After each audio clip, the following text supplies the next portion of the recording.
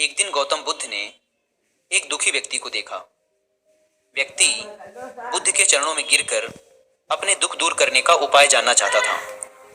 गौतम बुद्ध ने उस व्यक्ति को अपने पास बिठाया और बोले, तुम व्यर्थ में चिंतित हो रहे हो। सुख दुख हमेशा नहीं रहते। मैं तुम्हें एक कथा सुनाता हूँ, ध्यान से सुनो। किसी नगर में एक सेठ रहता था।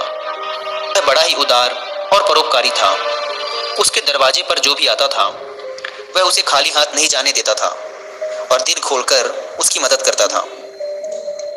एक दिन उसके यहाँ एक आदमी आया।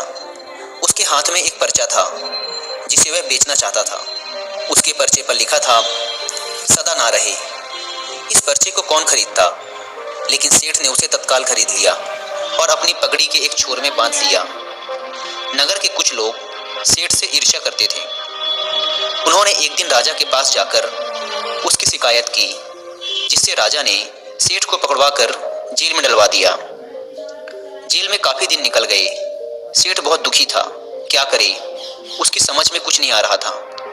एक दिन अकस्मात सेठ का हाथ पगड़ी की गांठ पर पड़ गया। उसने गांठ को खोलकर पर्चा निकाला और उसे पढ़ा। पढ़ते ही उसकी आंखें खुल गई। उसने मन ही मन कहा, अरे तो दुख की बात क्या है। जब सुख के दिन सदा ना रहे तो दुख के दिन भी सदा ना रहेंगे। इस विचार के आते ही वह जोर से हंस पड़ा और बहुत देर तक हंसता रहा। जब चौकीदार ने उसकी हंसी सुनी तो उसे लगा सेठ मारे दुख के पागल हो गया है। उसने राजा को खबर दी। राजा आया और उसने सेठ से पूछा, क्या बात है। सेठ ने राजा को सारी बात बता दी। उसने कहा, राजन, आदमी दुखी क्यों होता है।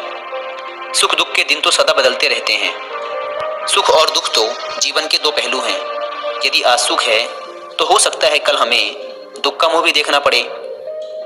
यह सुनकर राजा को बोध हो गया। उसने सेठ को जेल से निकलवाकर उसके घर भिजवा दिया। सेठ आनंद से रहने लगा, क्योंकि उसे ज्ञात हो गया था कि सुख के साथ साथ दुख के दिन भी सदा नहीं रहते।